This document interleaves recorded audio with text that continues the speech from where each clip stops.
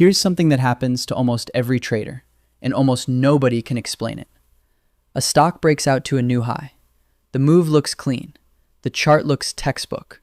You buy. And within 2 or 3 days, the price is right back where it started, sometimes lower. No bad news, no earnings miss, no headline. So what actually happened? The answer isn't on the price chart. It's underneath it, in a piece of data most retail traders glance at for half a second and ignore. Volume. This video is not about chasing signals or finding a magic indicator. It's about understanding what volume actually represents, why price alone cannot tell you the truth about a move, and how to read the handful of volume patterns that professional traders and institutions cannot hide. We'll go through this in 3 parts. First, the actual difference between price and volume, and why treating them as separate pieces of information is a mistake. Second, a mental model called effort versus result, which is the single most useful way to interpret any volume bar on any chart. Third, 3 specific volume patterns: stopping volume, buying climaxes, and volume divergence, that show up again and again at major turning points in real markets, with actual examples of what they look like. Part 1. Price tells you what happened. Volume tells you who made it happen. Ask yourself this question honestly. If you saw 2 stocks, both up 5% in a single day, would you assume they're in the same kind of move? Most traders would say yes. That assumption is exactly where most losses come from. Price is a record of the last transaction. It tells you where buyers and sellers agreed to trade. That's all it tells you. It does not tell you how many people were involved, how much capital was behind the move, or whether the move was built on genuine demand or on thin air. Volume is what fills in that missing information. Volume tells you the size of participation behind a price change, how much buying or selling pressure was actually required to produce that move. Here's a concrete way to see this. Imagine a stock trades 40 million shares on a day it rises 5%. Now imagine a different stock rises the same 5% on just 3 million shares. On a price chart, both candles look identical. Same color, same size, same percentage gain. But they are not the same event. The first move had broad participation. Large funds, market makers, and a wide base of traders were transacting in size. The second move happened with almost nobody involved. It could be a single large order pushing price through a thin order book, or a stock with very low float where a small amount of buying creates an outsized price reaction. This is why professional traders will tell you that price shows direction, but volume shows conviction. A move without volume is a move without confirmation. It can reverse just as easily as it happened, because there was no real battle between buyers and sellers to produce it. There was simply an absence of resistance. Take a real example from the pattern you'll see across US large-cap stocks constantly. A stock like a major semiconductor or technology name breaks above a well-known resistance level that's held for months. If that breakout happens on volume that is, say, 2 to 3 times the 50-day average volume, that tells you something structural changed. New buyers stepped in with size, and sellers who had been defending that level got overwhelmed. That's a breakout worth respecting. Now take the same setup, same stock, same resistance level, but the breakout happens on volume that is actually below average. That's not a structural shift. That's price drifting through a level with no real force behind it. And drift-through breakouts fail far more often than they hold, because the sellers at that level never got tested. They're still there. This is also why earnings day price action confuses so many traders. A stock can gap up 8% after earnings, and by midday, give almost all of it back. If you only watched price, you'd think the reaction was random. But if you watched volume, you'd have seen that the opening surge came on a huge print of shares in the first 15 minutes, often the largest single-day volume of the quarter, and then volume dried up completely as price kept climbing. That's a signal in itself. The real decision was made in that first burst, and everything after it was thinner and thinner participation, chasing a move that had already happened.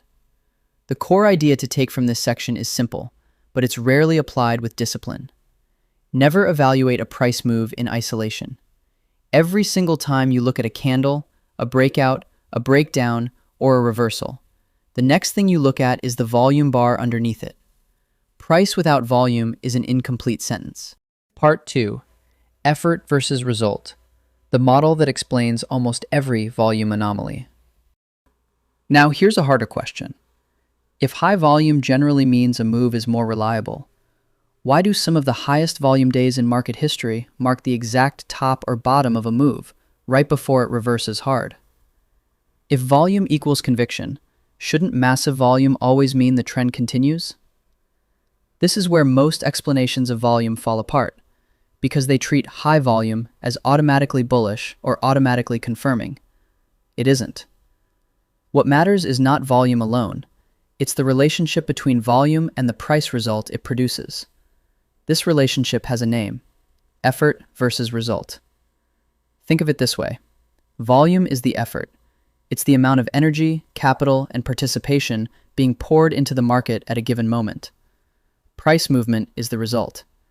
It's the distance the market actually traveled because of that effort. In a healthy market, effort and result move together. A lot of effort produces a proportional result, and a small amount of effort produces a small result. When that relationship breaks down, that's when you're looking at the most important information a chart can give you. There are 3 combinations worth understanding, and each one tells a different story. The first is high effort producing high result. This is a strong, healthy trend. Heavy volume accompanies a large price move in the same direction. This is what a genuine breakout, a strong trend day, or a real institutional accumulation phase looks like. Effort and result are in agreement, and this is the type of move that tends to continue, because the participation behind it is real. The second is high effort producing low result. This is the one that catches traders off guard, and it's arguably the most important signal in this entire video. This is when you see enormous volume, often the highest volume in weeks, but the price barely moves, or moves and then gives it back within the same session. Think about what that actually means mechanically. A massive amount of buying or selling occurred, and yet the price could not go anywhere. That only happens for one reason. There is an equally massive amount of opposing pressure absorbing it. If huge buying volume produces almost no upward movement, it means sellers are absorbing every share being bought, usually because larger participants are distributing their position into that demand. If huge selling volume produces almost no downward movement, it means buyers are absorbing the selling, often because informed participants see the price as undervalued at that level and are stepping in size. High effort with low result is a warning sign of a turning point, not a continuation. The third is low effort producing high result. This is a market moving a large distance on very little volume. This typically happens in illiquid conditions: overnight futures, low float stocks, or thin holiday trading sessions. Because so few participants are involved, price can be pushed a significant distance without much capital behind it. These moves are structurally fragile. Since the move wasn't built on genuine two-sided participation, it tends to get erased quickly once normal volume returns, because there was never a real consensus of value at that price, just an absence of anyone trading against the move. Once you start applying this model, you stop asking, is volume high or low, and start asking, what did this volume actually accomplish? That single shift in framing is what separates traders who read volume correctly from traders who just glance at the bar and move on. Part 3. 3 volume patterns that show up at every major turning point. Here's the natural next question. If effort versus result is the underlying logic, what does it actually look like in real price action? There are 3 recurring patterns built directly on this logic that show up at major highs and lows across nearly every liquid US market: indices, large cap stocks, and futures. Once you know what to look for, you'll start noticing them everywhere. Stopping volume. This occurs during a decline. Price has been falling, often for several sessions or weeks, and then on one particular day, volume spikes dramatically, noticeably higher than anything seen during the preceding drop, while the price, despite that heavy volume, closes well off its lows for the session, or even closes green. Mechanically, this is effort versus result in action. Enormous selling volume occurred, but the result was not a continuation lower. That tells you a large, well-capitalized buyer stepped in and absorbed the selling at that level. It doesn't necessarily mean the low is in permanently, but it means the character of the decline has changed. Sellers who had control are meeting resistance for the first time. A well-known example of this pattern is what you see repeatedly during sharp equity market pullbacks. A multi-day decline capitulates into a single session where volume dwarfs every prior day. The index or stock trades to a new low intraday and then reverses to close positive. That single session, more often than not, marks at least a short-term bottom because the volume data shows exactly where the balance of power shifted. Buying climax. This is the mirror image, occurring at the end of an extended uptrend rather than a downtrend. Price has been rising for a sustained period, sentiment is generally positive, and then a session or short cluster of sessions produces the single largest volume of the entire uptrend, along with a sharp, often accelerated push higher. On the surface, this looks like strength. New highs, huge volume, everyone excited. But apply the effort versus result lens. If that historic volume produces a large move, but is then followed by price stalling, or by the next several sessions being unable to make further progress despite similarly elevated volume, that tells you the buying effort is being met by heavy distribution. Late buyers are piling in at exactly the point where earlier, more informed holders are selling into that demand. This is why some of the most euphoric-looking days in a stock's history, the ones accompanied by the most bullish headlines and the most retail excitement, mark the top rather than the continuation. The volume spike wasn't confirmation of more upside. It was the mechanism by which large holders exited into strength. Volume divergence. This is slightly different from the first two because it isn't about one dramatic session. It's about a trend of weakening participation over time. Price makes a new high, then pulls back, then makes another new high shortly after. On the surface, the trend looks intact. Higher highs are still happening. But if you compare the volume on each successive high, and it's progressively lower each time, meaning fewer shares are trading hands to produce each new high, that's volume divergence.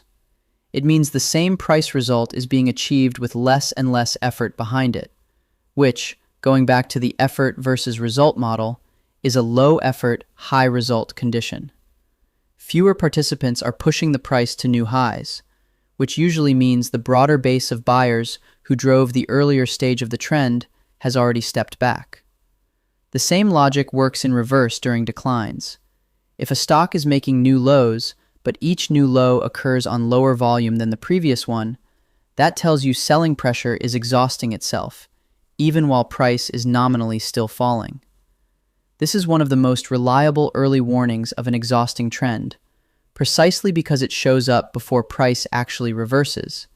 It's visible in the data several sessions or even weeks ahead of the actual turn. Closing. Put these three parts together and you have a complete framework, not a checklist of patterns to memorize in isolation. Price tells you what happened. Volume tells you the size of the effort behind it. Comparing effort to result tells you whether that effort is being rewarded, resisted, or exhausted. And the three patterns, stopping volume, buying climaxes, and volume divergence, are simply the clearest, most repeatable moments where that comparison becomes visible on a chart. None of this replaces price analysis. It completes it. The next time you look at a breakout, a breakdown, or a trend that feels like it should keep going, don't just ask where the price is. Ask what the volume underneath it is actually telling you it took to get there.